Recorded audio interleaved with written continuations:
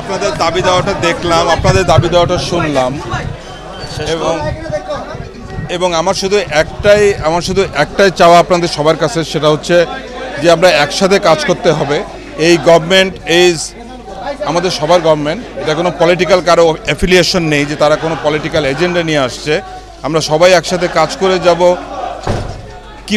কিভাবে উন্নতি করা যায় বাংলাদেশের। এবং আমি আপনাকে এটা ওয়াদা দিয়ে যাচ্ছি আজকে, সেটা হচ্ছে এই ভোলা বরিশাল ব্রিজটা হবে আমাদের নাম্বার 1 প্রায়োরিটি এই আমাদের ব্রিজের তরফ থেকে।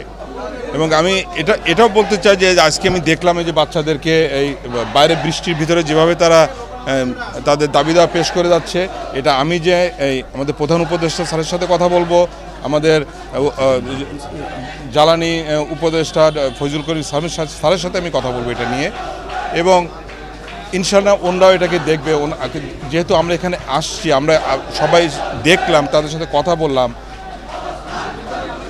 এটা আমি ওনাদের সাথে তুলব এবং আশা করছি এটা আমাদের একটা দ্রুত একটা সমাধান হবে। যে কোনোভাবে একটা সমাধান আমাদের এর ভিতরে আমরা আশা করি। আমি পুরো বলবো না যে জানুয়ারির ভিতরে হবে, কারণ হয়তো আগেও একটু হতে পারে। আমাদের রৌফ সাহেব যেমন আমাদের বলে একটু আগেও হতে পারে, একটু পরেও হতে পারে, কিন্তু হবে। হ্যাঁ, কারণ এর ভিতরে অনেকগুলো ব্যাপার রয়ে গেছে, ইঞ্জিনিয়ারিং ডিসিশন রয়ে গেছে, আমাদের ঠিকমতো ফান্ডিংটা পাচ্ছি কি না।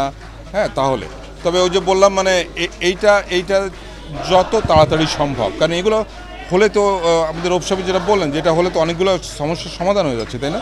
সেটা হচ্ছে যে আপনাদের স্বাস্থ্যের ব্যাপার, তারপরে পড়াশোনার ব্যাপার, তারপরে তো ট্যুরিজমটা ইন্ডাস্ট্রিটা গ্রো করবে যেই মাত্র একটা ব্রিজ হয়ে যাবে, তারপরে হয়তো ইন্ডাস্ট্রি গ্রো করবে, কারণ যাতায়াতটা ইজি হয়ে যাবে।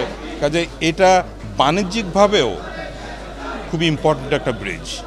কাজে আমরা আশা করব যে এটা যত তাড়াতাড়ি সম্ভব শুরু করে দেয়। সাইডে কোথা থেকে ল্যান্ডিং হবে, এখানে কোন দিকে ল্যান্ডিং হবে, এটা সম্ভাব্যতা যাচাই করলাম, এটা সম্ভব কিনা। তারপরে যে রাস্তা দিয়ে আমরা যাতায়াত করলাম, এখন তো আমাদেরকে তো দেখতে হবে অ্যাপ্রোচে যে রাস্তাটা আসবে এবং ডিপারচারে যে রাস্তাটা আসবে, এইগুলো আমরা দেখলাম, যে কারণ এগুলো তো আমাদের চেঞ্জ করতে হবে।